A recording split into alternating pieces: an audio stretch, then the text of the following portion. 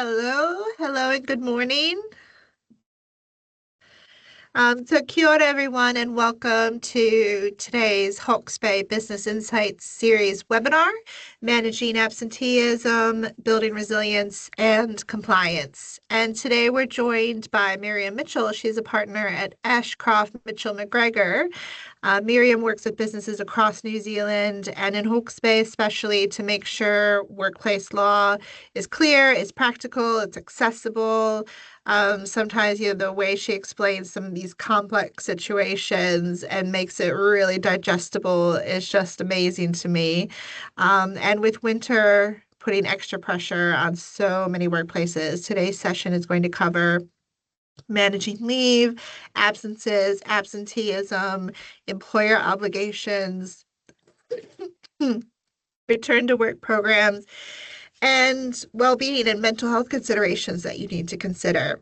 There's going to be time for questions throughout and also at the end, so add them to the chat, put your hands up as you go. Thank you for joining us, and I'll hand it over to Myriam. Great. Thank you, Jessica. I certainly hope that I can meet expectations set then in the introduction. I'm very excited to be here with everybody today to present on this topic, and thank you for taking valuable time out of your workspaces. As Jessica has said, I'm more than happy to take questions as we go along. Feel free to pop up the hand icon, the raise a hand, or use the chat, and we'll do our best to address these questions as we go along.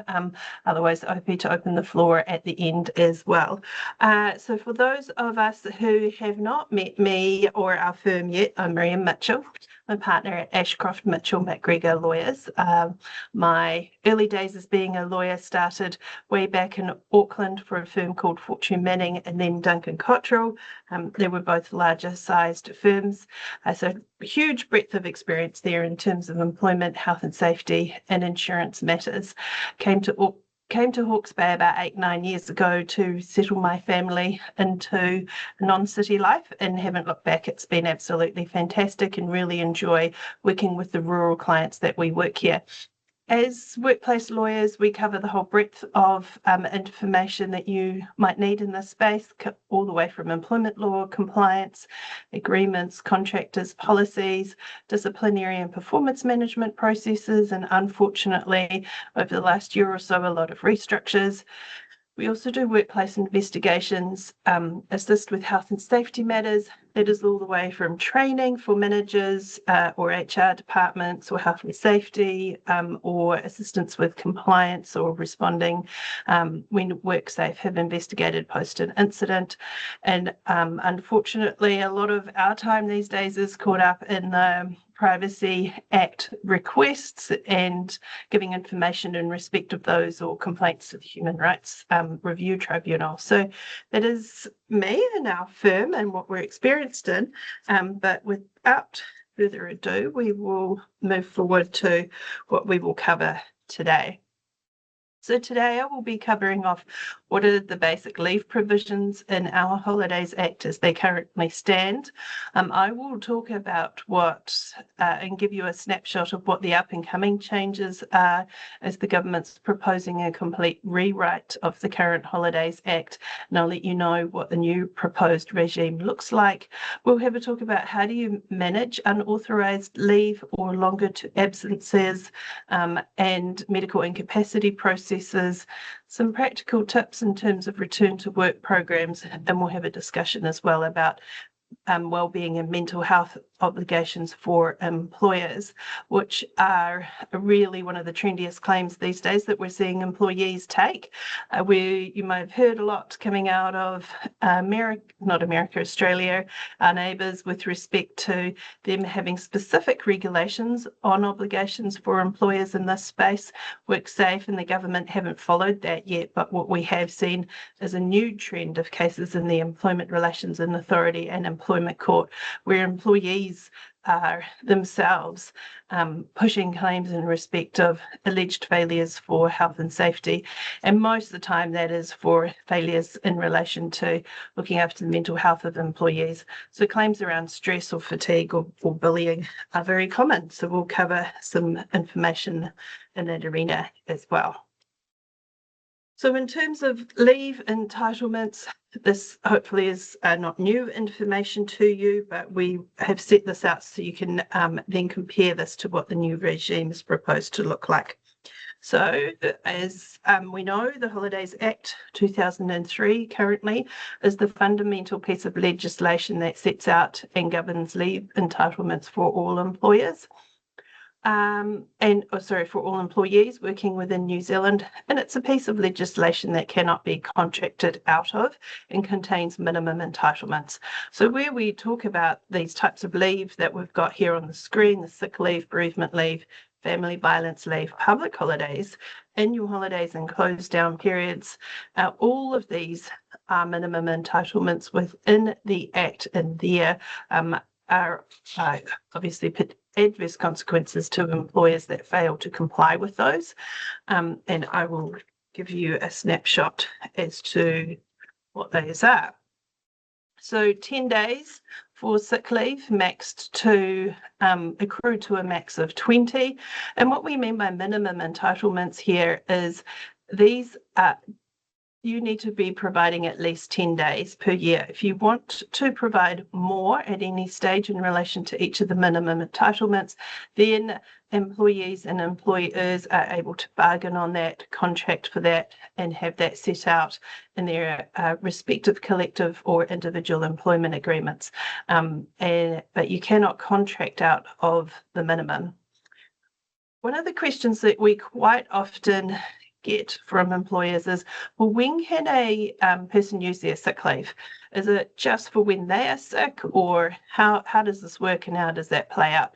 There are three broad covers that come under sick leave. And that is obviously where this employee is sick or injured, and we deal with that on a common basis, but it can also be where the employee's spouse or partner is sick or injured, or where there is a person who depends on the employee is sick or injured. And that might be a child, but it doesn't have to be.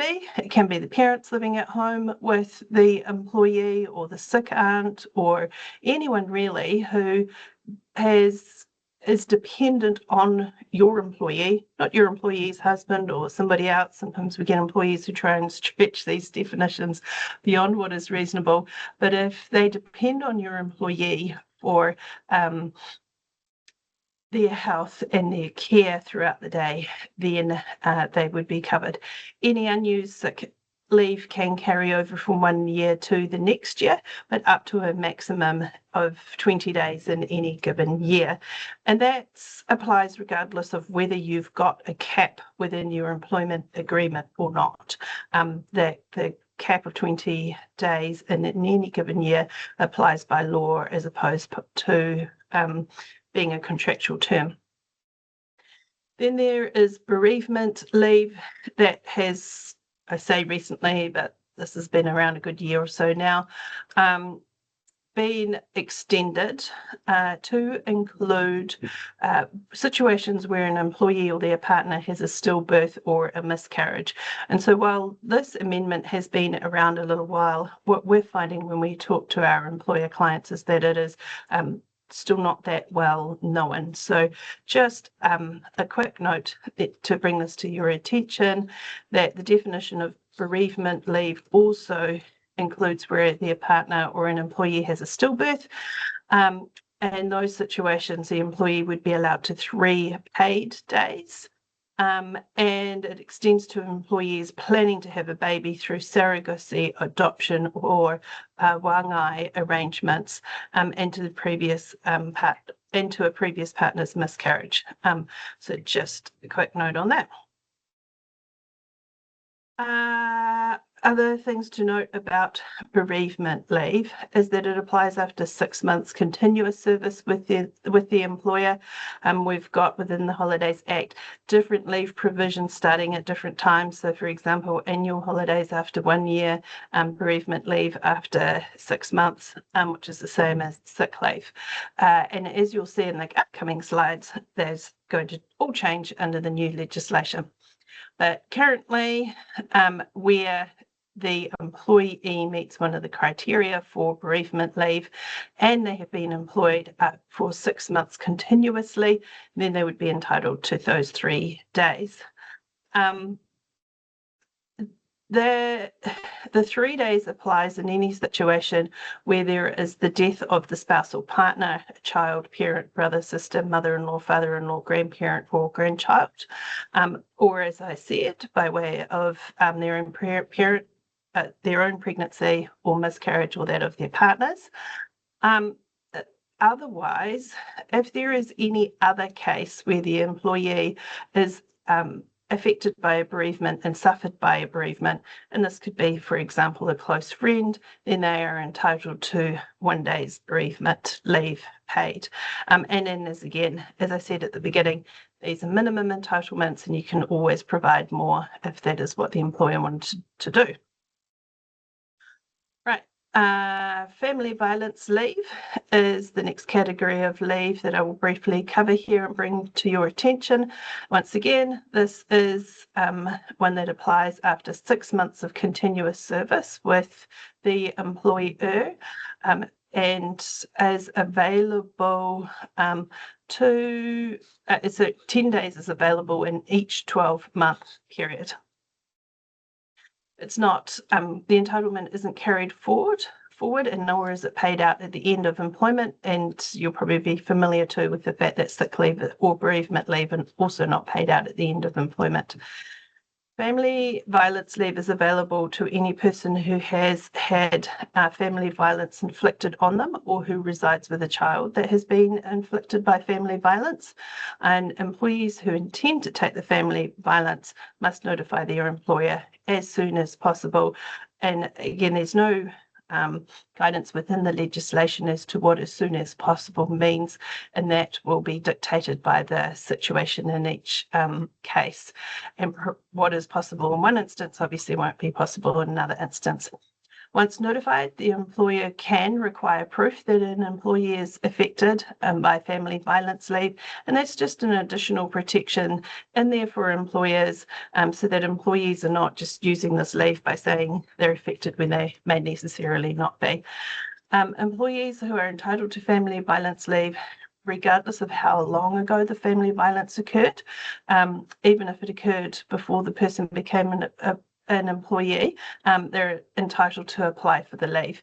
And the reason for that is sometimes trauma is delayed, sometimes people don't know that they have been subject to family violence until somebody else tells them, this isn't on, this is what it is that you've suffered. And even if it is something that came to that person's attention earlier on and it was traumatic for them at the time, the trauma might resurface or be re-triggered by certain events in their life. So it's really the trigger is being affected by the family violence as opposed to when it happened.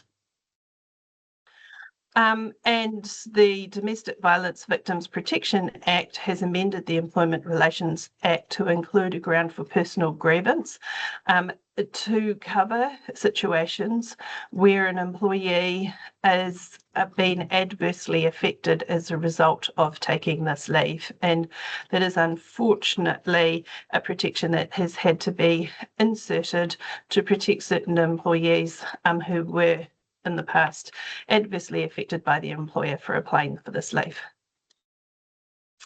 So annual leave, we pretty much all know about this one in terms of how it applies just at the minute. Of course, it's after completion of 12 months, but if you want to allow it to accrue and allow that accrued leave to be taken throughout the year, you can be taken in advance where you agree to that. It should be made on request of the employee, and then the employer will need to consider that request in good faith and then respond to it. The only other bit that I want to really point out about annual leave is just to give a reminder to employers out there that you do have the right to require employees to take annual leave if you need them to. And so that might be in relation to an annual close down clause or, an annual close down period. If you're going to have a planned annual close down, I would suggest you have a standard clause within your employment agreements to deal with that and to let employees know upfront that you will be closed for a period of time every year. So, for example, with our workplace, we are closed between for 2 weeks following Christmas, and we have that in our employment agreements, and staff can plan for that and they know each year that that is the case.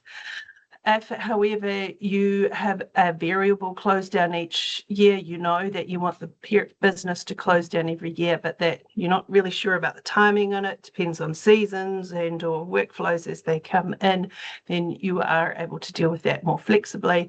And of course, you can require employees to take it, annual leave with at least 14 days notice to them. Otherwise, in relation to the timing of leave, the Holidays Act says that leave should be taken at such a time as agreed between the employer and the employee. And we highly recommend that you have got, particularly with respect to the larger employers, policies that clearly set out the process for applying leave, and covering practical tips such as an instruction to employees to not book flights, for example, until they have got their annual leave applications approved, and a warning that their leave may not be granted if that is not applied for in advance.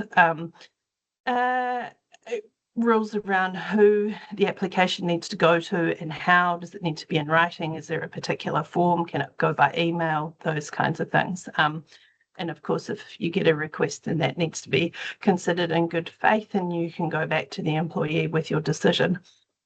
One question we often get asked is, an employee has asked for annual leave when they know that this is the busiest time, and we generally have said to employees in the past that that is not a time that we're going to be able to grant leave.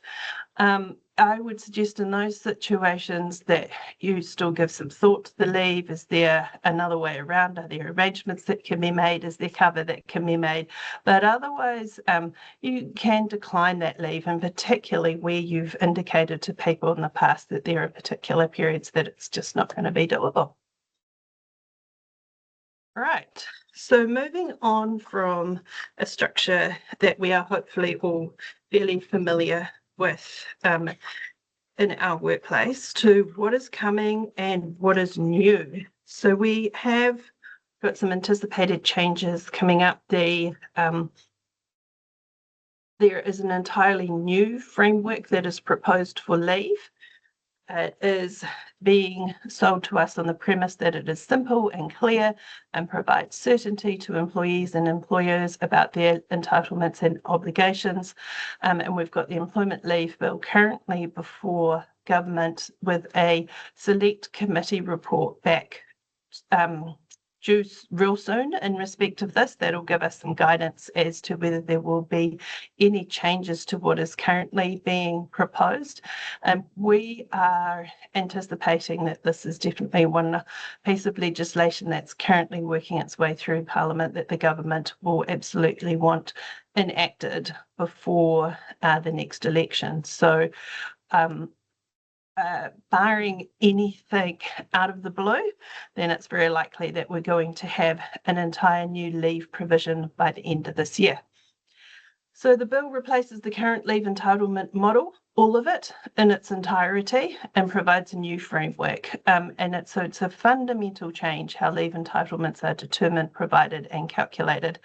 And at the crux of this new framework is a distinction between different types of working hours, which then really underpin how leave is accrued and paid. So step one under the new leave bill is understanding what type of working hours your employees do, and then from there you can work out the types of leave and or how much leave applies. So we'll work through this and hopefully it'll become a little bit clearer. So as I've said, the first thing that needs to be done under the bill is to determine which category of hours an employee falls within. And I guess I should preface as well that the drafters of this bill really had in mind the fact that the Old Holidays Act 2003 was drafted in an era when the majority of the workforce was coming into work on an 8 till 5 or 9 till 5, Monday to Friday type scenario. And as we're all aware, society and lives and workplaces have moved on from there. And we have more shift workers than ever before, flexible workers, casual workers. And what really started becoming a nightmare was looking at a leave framework that talked about sometimes weeks and sometimes days, but in a context where most employees were talking about their work week from an hours sense. And so that is the thinking behind this bill, is to try and come up with a framework that hopefully, and we'll see how it actually plays out once we get there, right? Talking about this from a framework in terms of, well, how do we accrue things in hours? How do we talk about hours? And how do we dish things out in hours? So here we go. Step one is determining the category of hours that applies for an employee. So there are standard hours, or there's a definition of standard hours within the proposed bill. These are the hours which an employee is required to work under their employment agreement and for which the employer must pay the employee.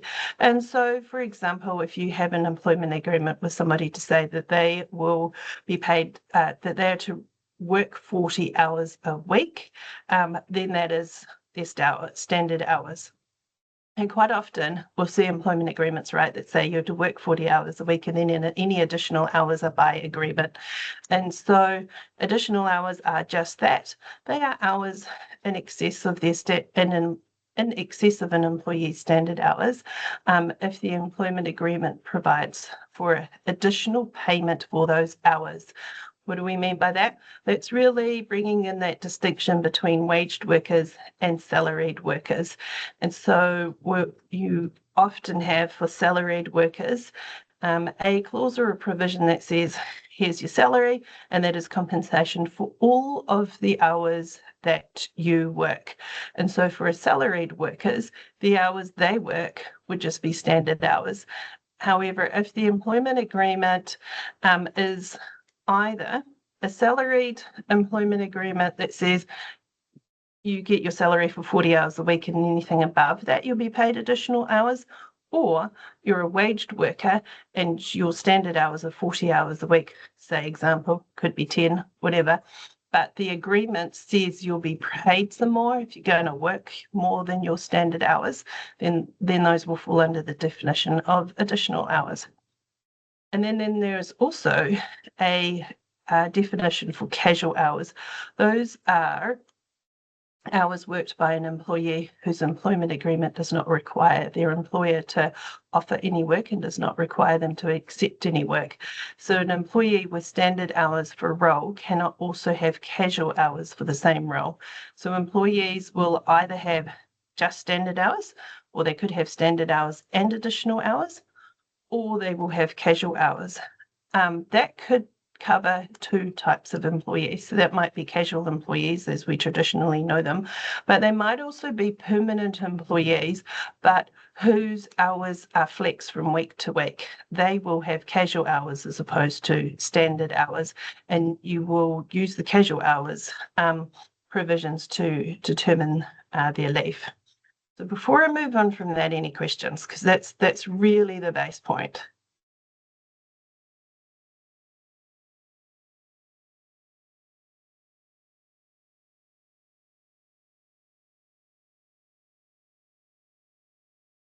Sorry, I said you're on mute there. That's great. We've got the base point started in terms of hours, and then we will turn to talking about leave.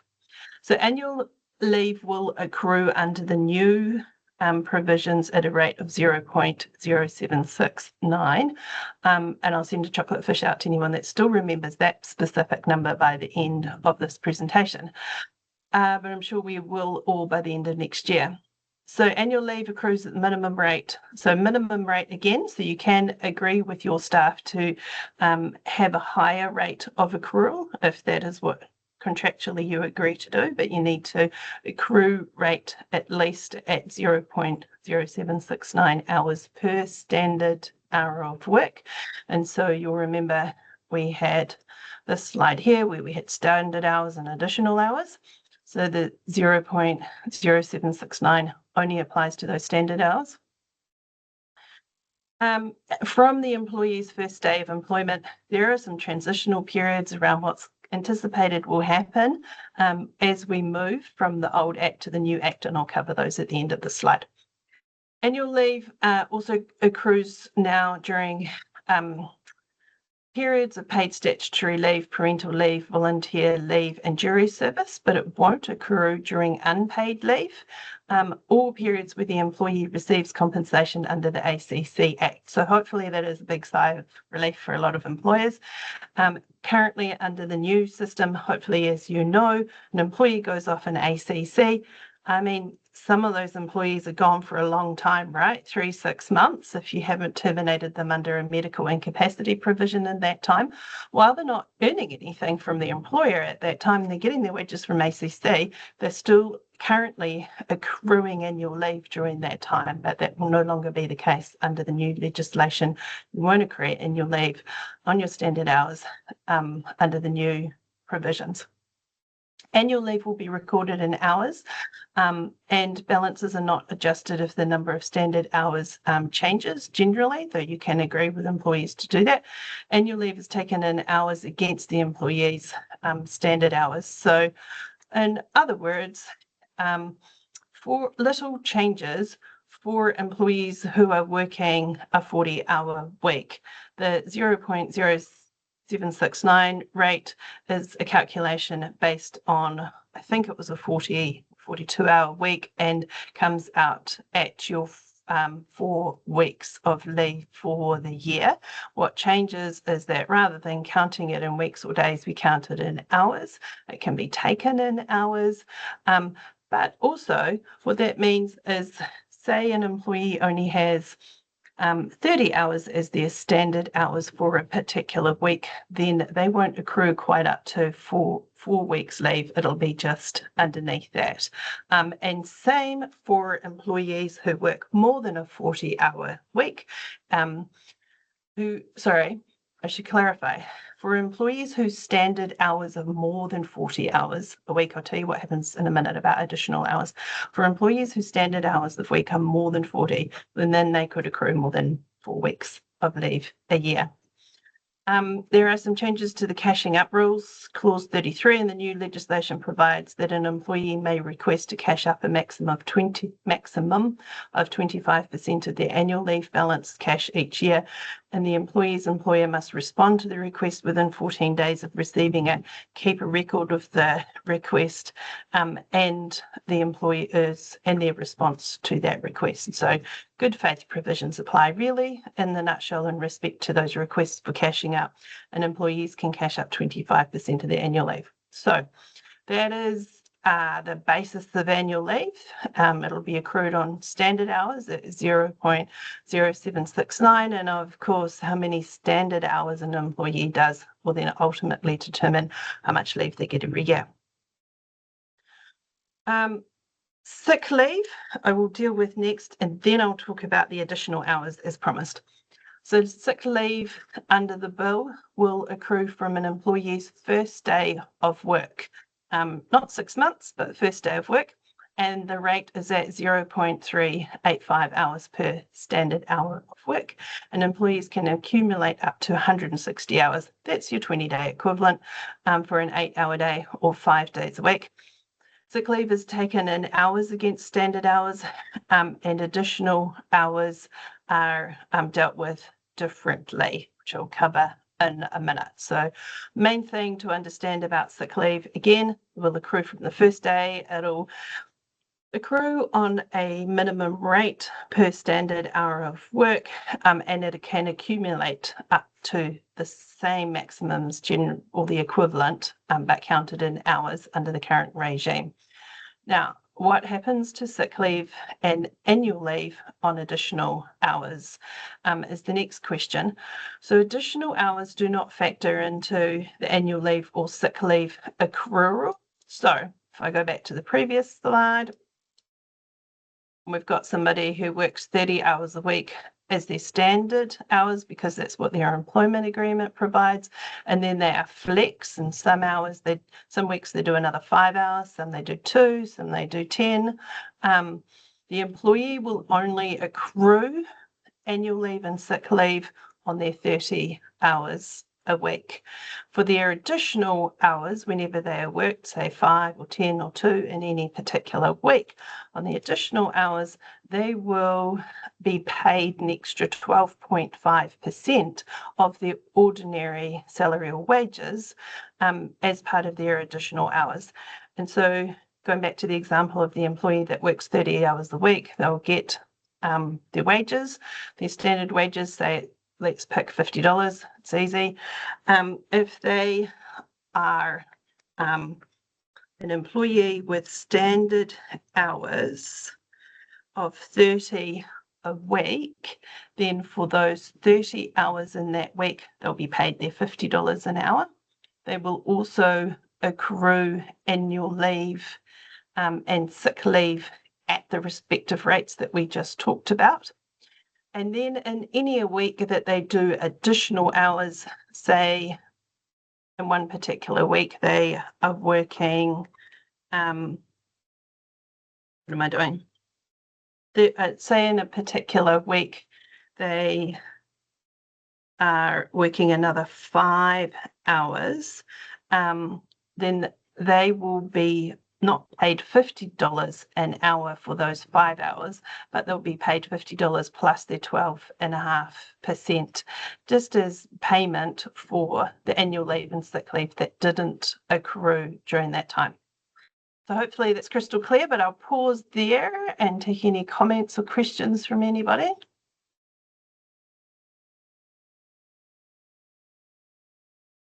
Yeah, fire away. I was just wondering, our employees have minimum hours in their contracts, but they don't have set hours per day. Obviously, we're a hotel, so they work until the work's done. How will that work for this new system? Yeah, that's a really good question. And step one is trying to decide whether they have standard hours, additional hours, or if all of their hours are casual hours. So when you say they have minimum hours in their contracts, what do you mean by that? Can you give me a little bit more information around that, be a bit more specific?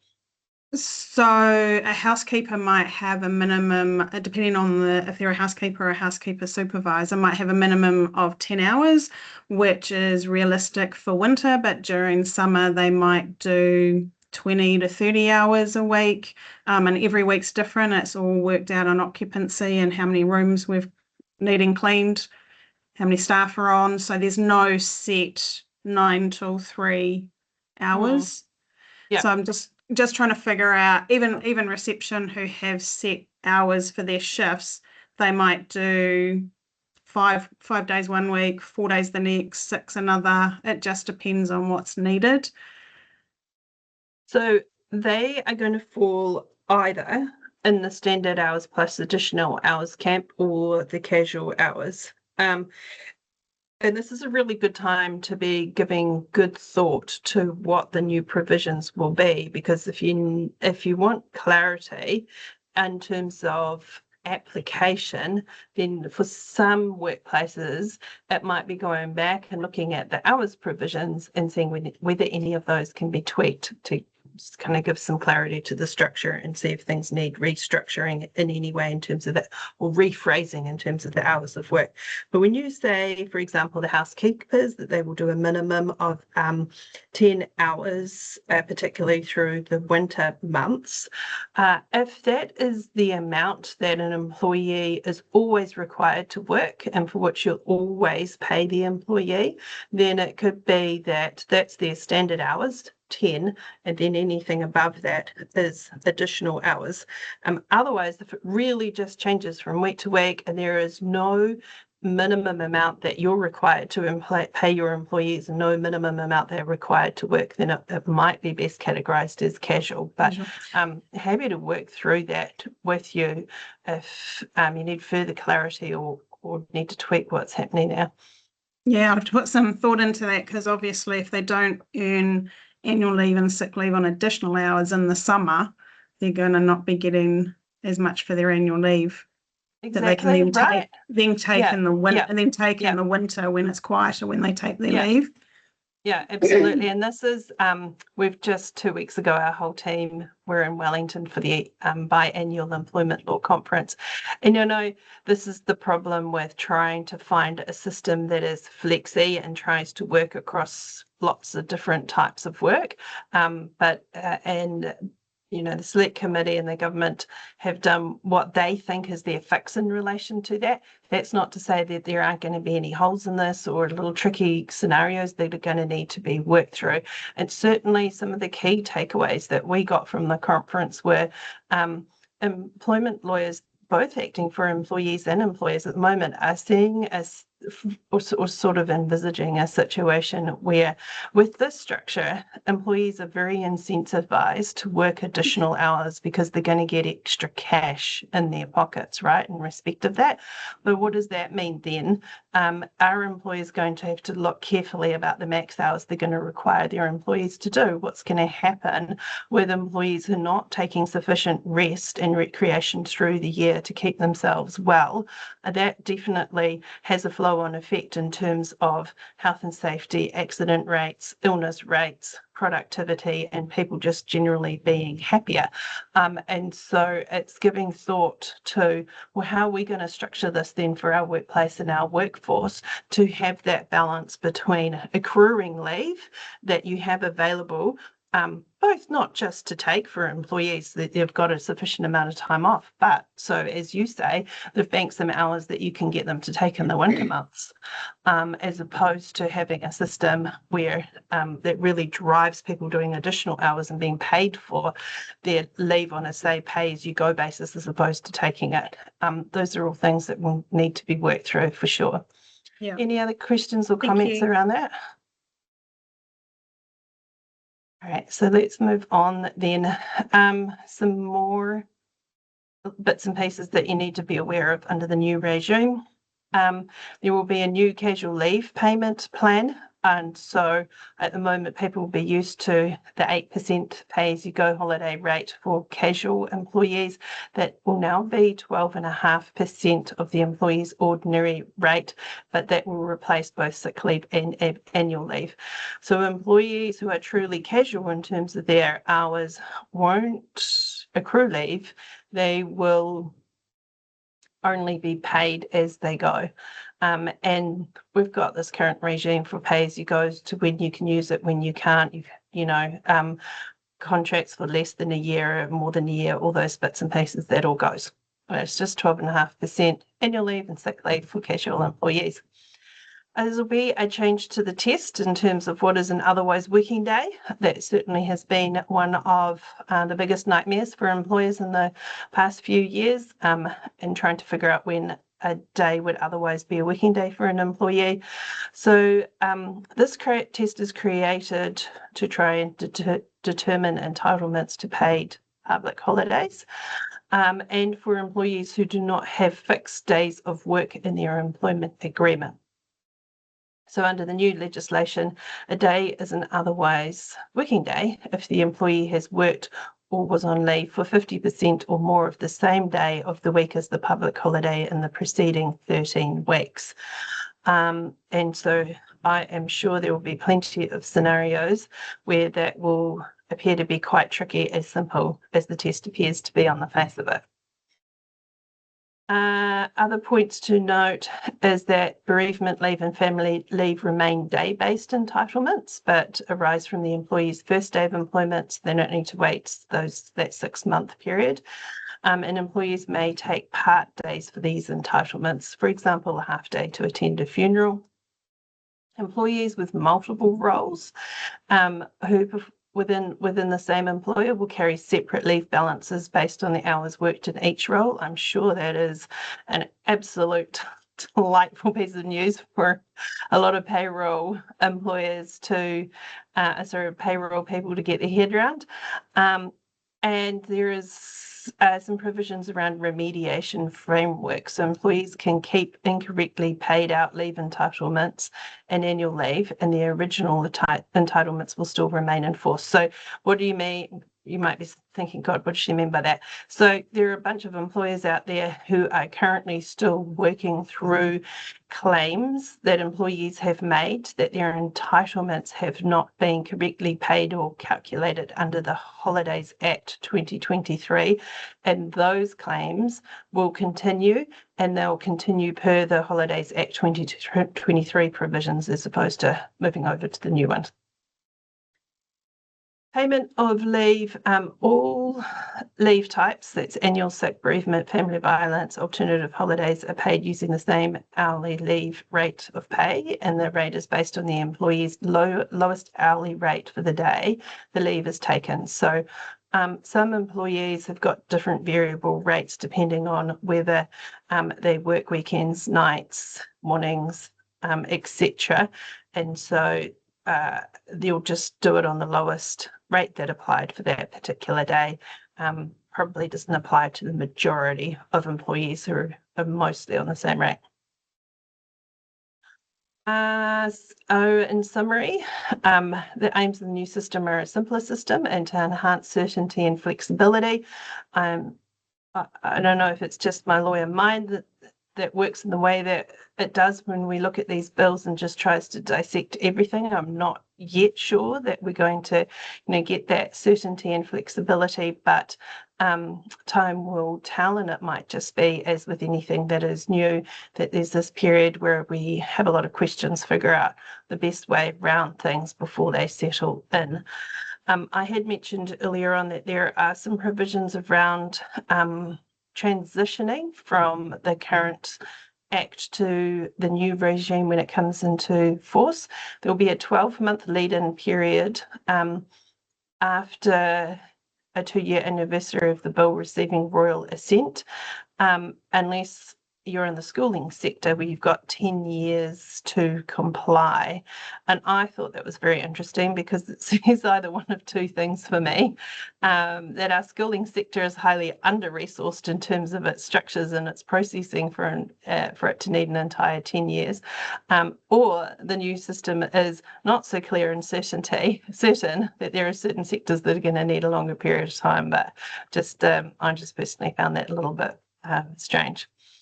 So the majority of the bill, in summary, then will commence 2 years after the bill receives royal assent and becomes law. So the process for that, from a geeky perspective, is currently it's a bill that's going through Parliament. Once Parliament agrees that it is to become a new law and it gets its royal assent, then it's 2 years after that this new regime will apply. This lead-in period is intended to provide enough time for employers, payroll providers, and other stakeholders to update their systems, their processes, their employment agreements for existing employees, and convert any existing entitlements. I had understood that what the system means, and I can always check this actually and put a little note on this when we send out the slides, is that once the bill is law, it applies to new employees straight away, and there's a transition period for existing employees. But I'll just clarify that for you on the slide when I send it around. So that is what we're up for in terms of upcoming changes by the end of the year. Plenty to work through. Recommending that you give thought to how you need to update your agreement, structuring your hours of work, and how these provisions might apply to ensure that you're ready well in advance. So then we've got all these leave provisions. How do you manage them is what I will turn to now. So managing authorised leave, it's important from a start point to look at what an individual or a collective agreement or your policies and procedures say. These, if not followed, could lead to potential breach of contract claims. And if you don't have clear provisions in your individual agreements or collective agreements or your policies and procedures, now's a good time to have a look at those and they're important because they set out clear expectations for your staff, and having them and following them is really a good system and process, a good start for managing your authorised leave within the company. And so best example that I could refer to is what I said earlier about, having a policy if there are particular times of the year that you are unlikely to be able to grant leave, for example. And annual leave, as your policies really should say how annual leave is applied to, how much notice. You can set that. So, having a situation where you've got an employee that comes up to you and says, I want to have tomorrow off because I want to go to the movies.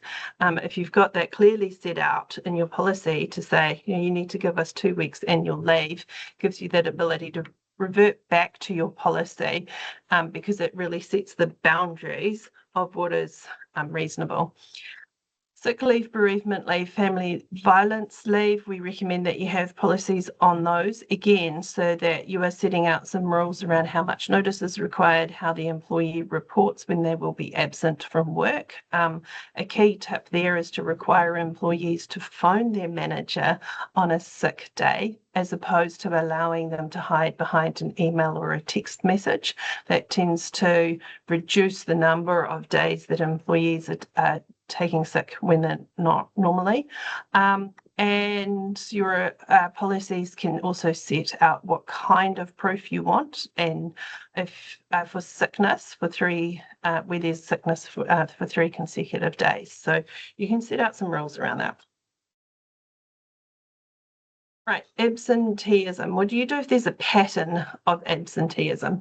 So this is a common issue which many employers are likely to face at some point in their workplaces, and it can be a difficult area to manage, as the law acknowledges that employees may take leave for genuine illness, so that it can be hard to strike that balance between ensuring the employees take sick leave when they are sick, but they're not misusing it not misusing the leave for other reasons.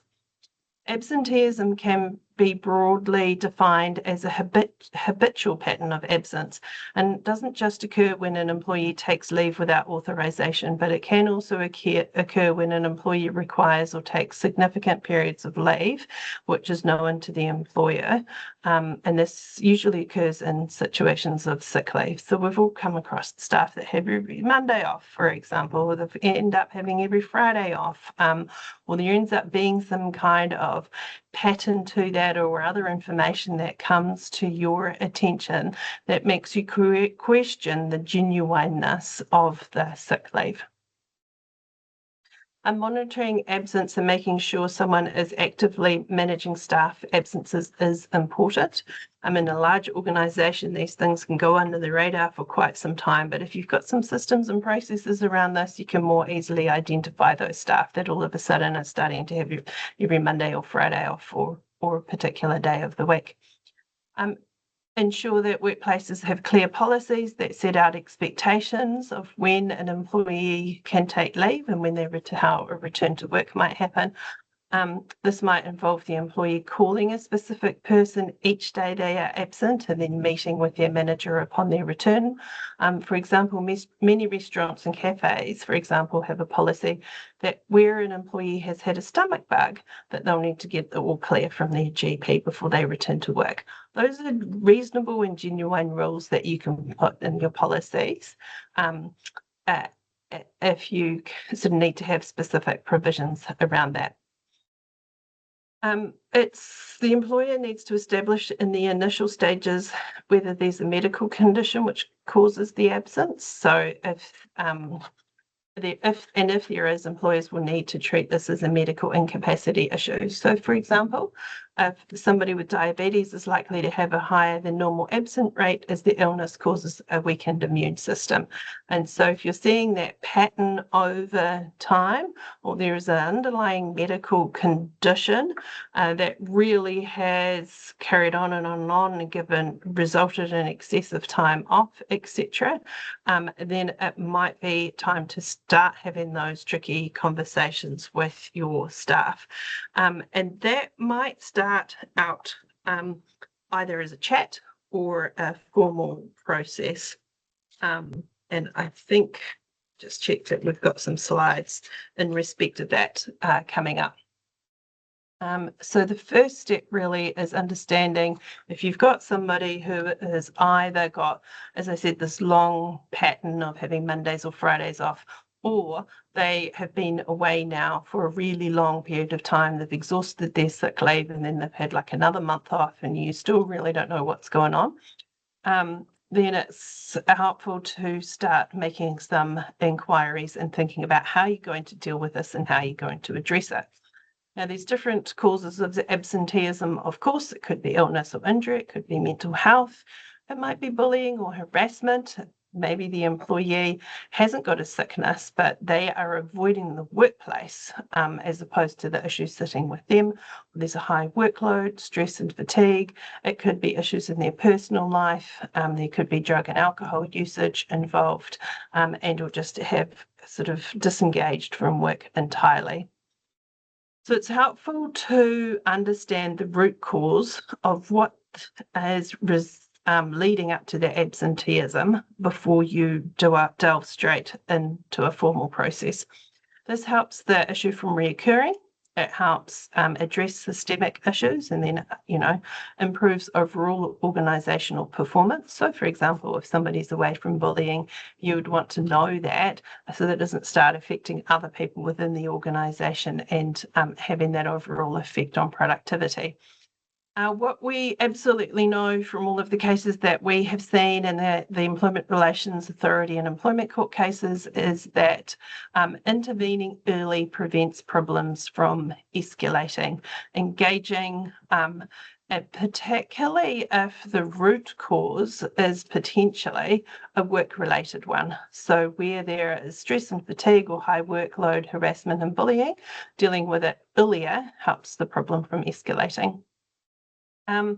Understanding the root causes also demonstrates institutional cultural values. It reduces your risks. It reduces your grievance and reputational damage as well.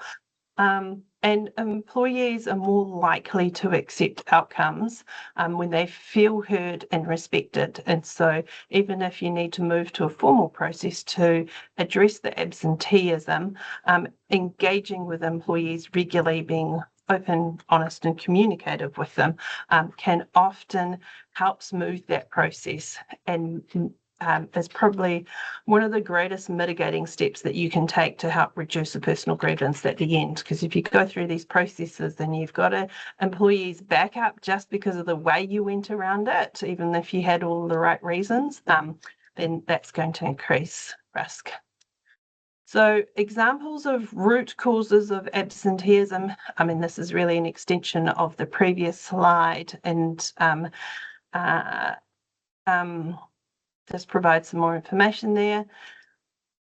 It might also keep in mind the trauma exposure effects. So this is something you'd definitely be wanting to look into if you have got high employee turnover, if you've all of a sudden got this increase in absenteeism or a reduction in productivity. then you'll it's well recommended that you keep in mind whether employees have been subjected to any particular trauma in the past or recently, and ensure that you've got a clear process for managing mental health related concerns, so that you can work through those with employees.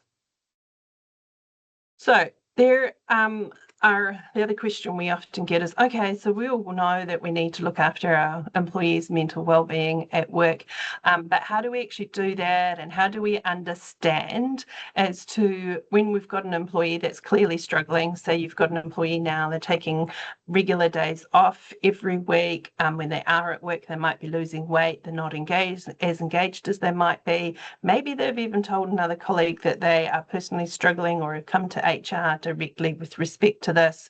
Sometimes that happens, sometimes it's not. Sometimes you've just got to keep an eye out for these red flags. So what happens when you do have an employee and you are clearly seeing that they are struggling? And as I've said, the first step of that is to try and understand the causes for it. We've given you a slide that set out what the potential causes could be. But if only we had a crystal ball and would be able to pinpoint exactly for this employee as to what the cause was. So the first step we suggest that you do is have a chat to the employee. I would suggest you do that in an informal basis initially, particularly when the issues are first coming to fore. Doing it with somebody that the employee has rapport with, or checking that they need support. This isn't a formal process, so you don't necessarily need to warn them in advance that they can have the right to a support person or representation, but just take them somewhere comfortable and where they would be feeling open to speak. And the process there would be to ask the employee and ask them, you can just simply say to them things like, look, I have seen that you seem to be taking a lot of time off work at the moment, or so-and-so has come to me and said something specific, or we've heard or we've seen this, and let the employee know what it is that you've observed or what the information is that you have at the moment. Check with the employee that they feel open to speaking about their personal issues affecting them at work. And you can just say, look, is there anything that is happening in your world at the moment that we should know about that is impacting on your work? We've noticed that you've been away, or we've noticed that you're not as engaged, or we've noticed whatever it is that you've noticed, and invite the employee to let you know whether there are things going on for them, whether they are personal, home-related or work-related, that you need to know so that you can support them in order for them to be able to refocus on their work. If the employee then comes up, obviously the next steps depend on what the information is that you get at that stage. It's very hard to move forward from that if the employee gives you no information. And then if they give you no information, there's ongoing impacts at work. We can talk about what we can do about that. If they tell you that, yeah, you're right, I'm struggling, but don't worry, it's not work. I just have a lot of personal stuff at the moment. The employer can have an expectation that employees are ready, willing and able to attend work. And so at that point, you might be wanting to check in with them around what reasonable support you can provide, but you don't need to fix their personal issues for them. So it might be saying, do you need some time off at the moment? That doesn't need to be paid discretionary leave if it's an employee issue as to why they can't currently be attending work. It could be using their sick leave or their annual leave or unpaid leave, unless you want to be overly generous in that area. You could be asking the employee to get a medical certificate to certify whether they are fit to actually be doing their job right now or not. And then if they're not fit for work, they really shouldn't be there. And you can say to the employee, is there any way that we can support you through this time? It might be some flexible work arrangements, those kinds of things. And then it's just keeping in touch with the employee. Now, the response, of course, would be very different if the employee at that point in time lets you know that there is something at work that has been impacting them, and it's a work-related reason as to why they've started having a lot of time off, or a pattern of time, or their behaviours have changed. And so if you're on notice at that point of anything to do with bullying or harassment or sexual harassment, or overload of work or stress or interpersonal relationships, that is the time that you would want to know some more information about that, so that you can take, under the Health and Safety at Work Act, some investigative steps to put you down the right path.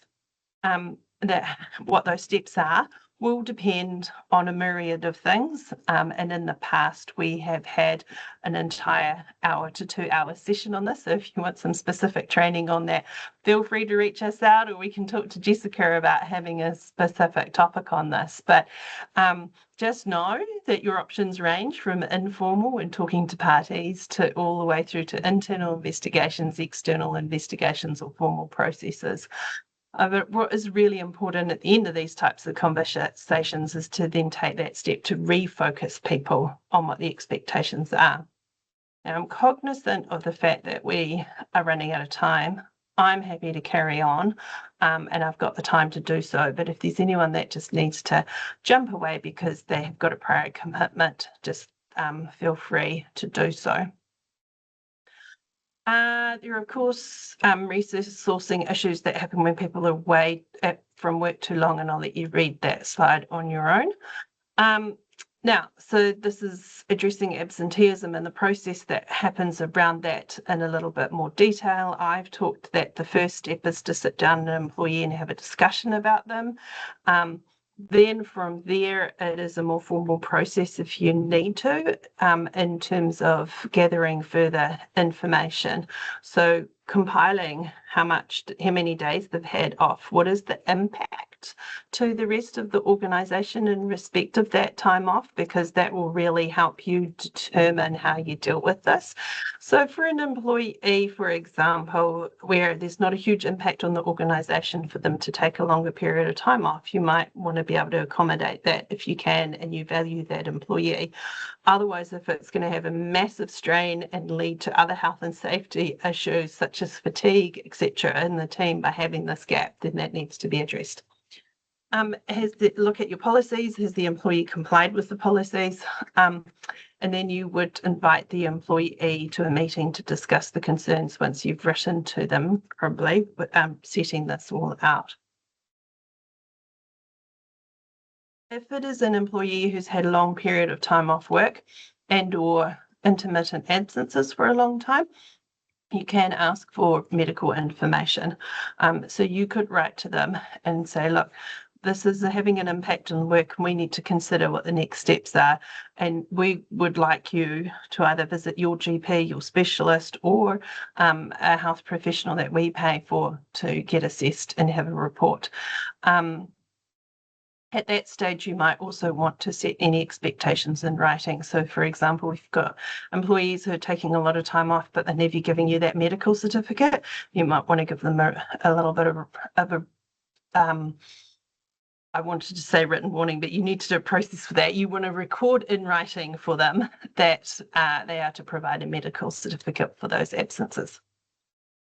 So that is kicking off really a medical incapacity process, whereby you're writing to the employee to seek further information, and you might then consider that information. And if the information that you get from the employee at that stage says, well, they're not, particularly for employees that have been away from work for a long time already, if that medical information says that they're not likely to return in any particular time soon, and as a general rule of thumb for medical incapacity, we say give employees about 3 months to recover before you start addressing this as a medical incapacity issues. But if it's been around that time and it looks like the employee is not going to be back for a long time, then you can go through a process with them to propose termination of their employment for medical incapacity. Otherwise, if actually the medical information says they're good, they're just tardy employees and they ain't coming to work on time, or they're often away and it's often an unauthorised absence with no sickness, etc., then you might want to deal with that in a disciplinary process as opposed to medical incapacity. So that's a lot of theory. We're going to go and jump through a few cases just to give you some real life examples in respect of what we've covered. And the first of those is DQJ and the Commissioner of Inland Revenue. So here the employee had chronic lateness and absenteeism. They also ended up sleeping at work and had team conflict. Inland Revenue relied on the doctrine of frustration to terminate the employee's employment contract in that particular instance, but they hadn't followed any proper disciplinary process or sought any medical information in respect of this. And so the Employment Relations Authority determined that that dismissal was procedurally unfair. And by the time it went to the Employment Court ordered interim reinstatement to payroll. And so the message basically from this case is, rather than dealing on the doctrine of frustration, which can sometimes, but only in rare cases, be used to terminate the contract where it's clear that neither party is actually able of fulfilling their duties under it, it's much better to deal with the process through a medical incapacity or a disciplinary process. An example of misusing sick leave is the Waka case. So in this particular instance, the employee, T, was employed as a program supervisor at Specialist Youth Services in Gisborne. T was in an annual leave debt of 10.5 days. So he had taken annual leave in advance of 10.5 days, which was incredibly generous of his employer to allow. He then applied for a further 5 days off to attend the New Zealand Secondary Schools Waka Championships. They held in Rotorua, and reluctantly the employer gave him 3 days when the employee had applied for 5. Now, they didn't hear from him, so they assumed that he would be back at work as normal and that he hadn't accepted the 3 days.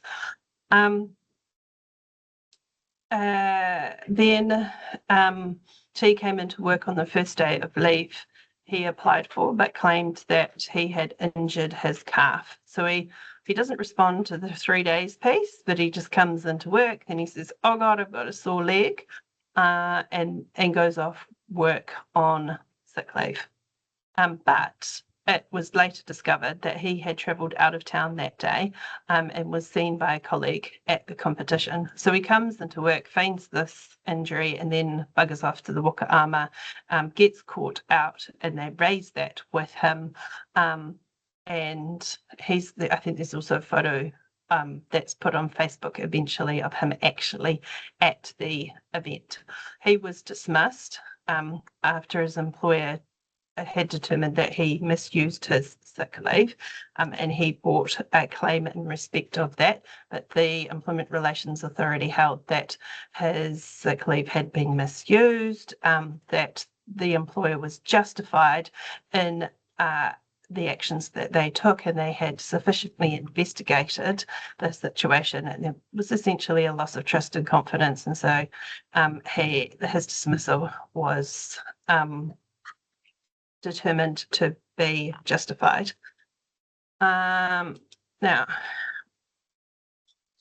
there are some notes here, and I think I've pretty much covered off the majority of them because we have already talked about medical incapacity. So I will leave you to read through these when you get the slides, but do feel free to touch base back to us if you have any information. This is just some further details in relation to medical incapacity.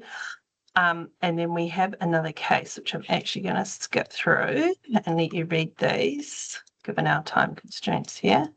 Oh, why is my thing not moving forward? There's a lot of cases, and we've put them all in here for examples that you can understand. So I really want to cover return to work plans. So I've spent a lot of time talking about absenteeism and what to do if an employee is off for a long period of time. But what if they've been off for a period of time and then they need to come back to work? It's always a good idea to have a discussion with employees before they come back as to how that's going to look like and the extent to which they are able to fully do their job. Now, if ACC is involved, likely 9 times out of 10, unless they've fallen through the cracks, then you'll have an ACC case manager that will help facilitate and discuss a return to work plan. So ACC, in terms of return to work plans, should be consulting with the employer prior to the implementation of a plan, and needs to go through a process of being agreed to by the employer and the employee. And then once it's agreed, it really does need to be followed. Unless you proactively go back to ACC and say, look, this really isn't working, it's not practical, we need to revisit this. In terms of ACC return to work plans, employers have got an obligation to engage with ACC and to engage in that consultation piece around their return to work plan. But that doesn't extend to an obligation to agree to what ACC is proposing. So employers have to consult with ACC, engage with ACC, talk about things with the ACC and the employer. The employers do also need to make reasonable accommodations and consider what is reasonably practical for the organisation. But at the end of the day, if reasonable accommodations can't be made, or what is being proposed by ACC just is simply not workable, then you can push back and just say, look, that's not going to be workable. You do need to give reasons and explain yourself, but you don't need to necessarily agree with what ACC are saying. A lot of those similar principles apply when you're dealing directly with the employee and ACC is not involved. So, for example, if they have an injury that's not covered by ACC because it might be degenerative and or it is a mental health issue or an illness or a sickness that has kept them away from work for a period of time as opposed to an injury, and then again you can engage with the employee, ask for medical clearance and or write to them and say, look, can you go and see your doctor and have your doctor tell us what duties you can and can't do and what are reasonable accommodations we might need to do.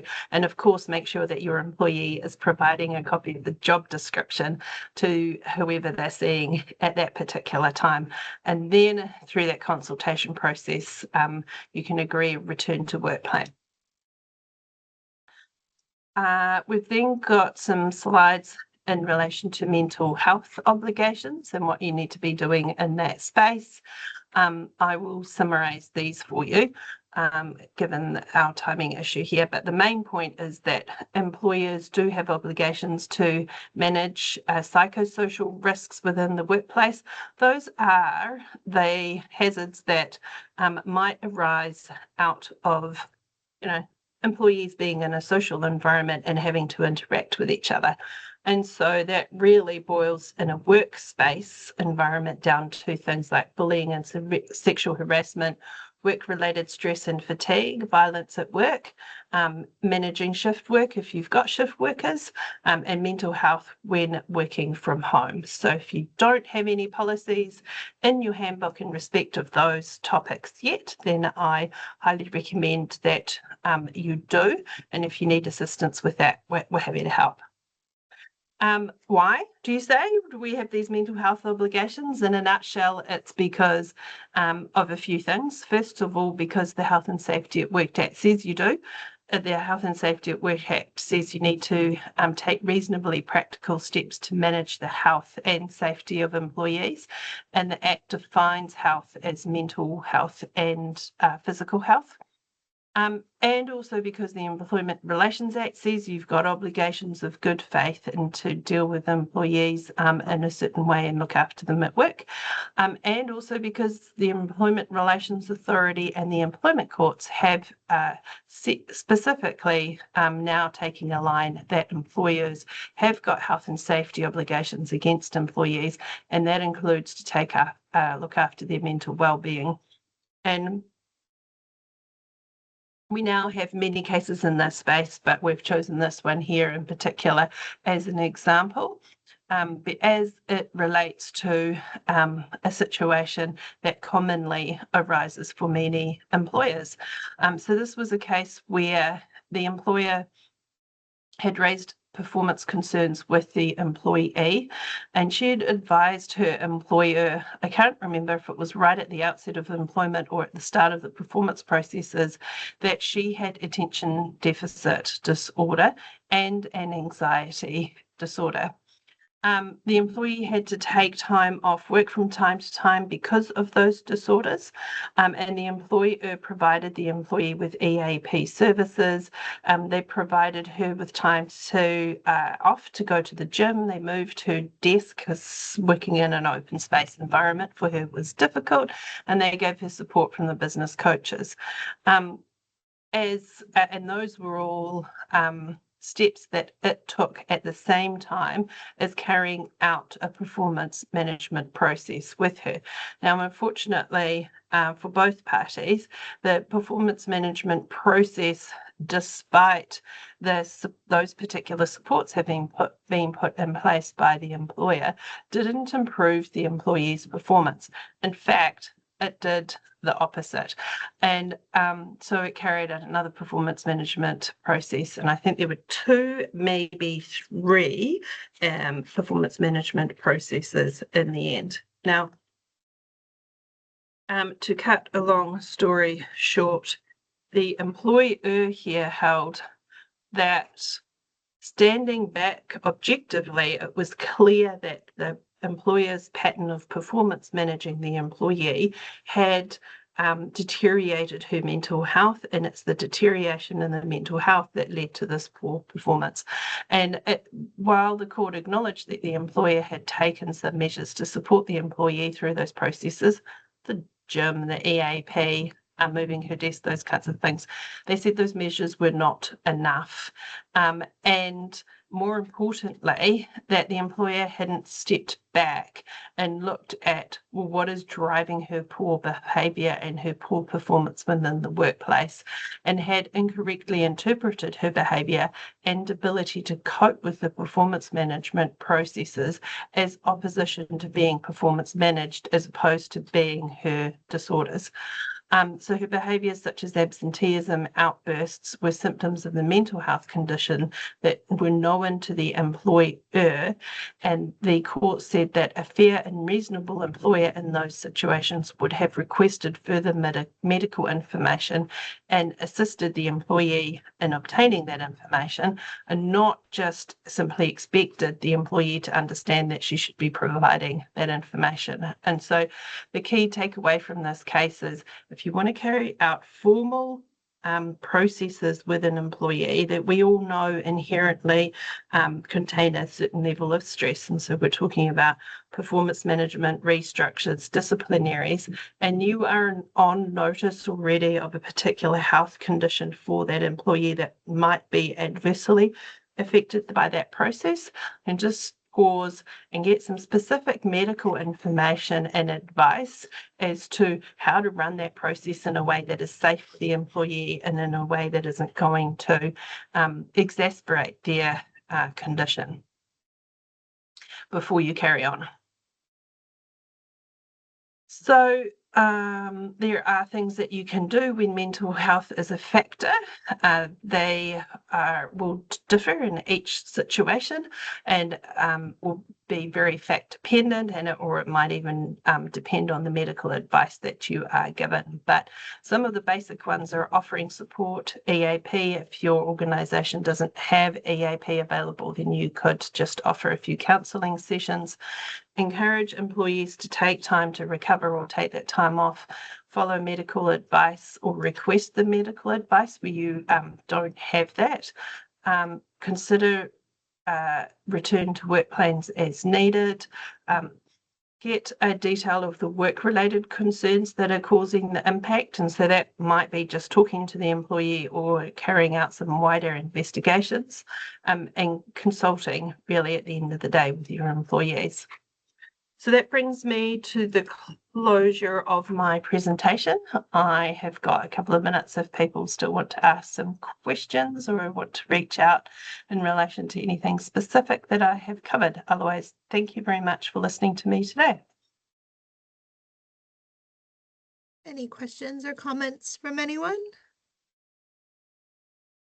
All right, well, thank you so much for attending today. Thank you, Myriam, for going over this change so comprehensively, given us a lot to think about. And just a reminder that this will be available for rewatch through the Chamber's YouTube channel and linked on our website. And I think, Myriam, you're going to maybe send me these slides so that I can send them out to attendees. Is that right? Absolutely, that's correct. Yep. Great. And in relation to the slides, they are for those of you that attended today. If you want to share this with anyone you think it's good information that you want to pass on, please share the link to the webinar, not just the slides, because having that context from Myriam is really important. So once that link is up and going, please do feel free to share it. Again, really appreciate all of you being in attendance today, and everyone enjoy the rest of your Thursday. Great. Thank you Thanks very much. See ya. Bye-bye. Bye. Thank you.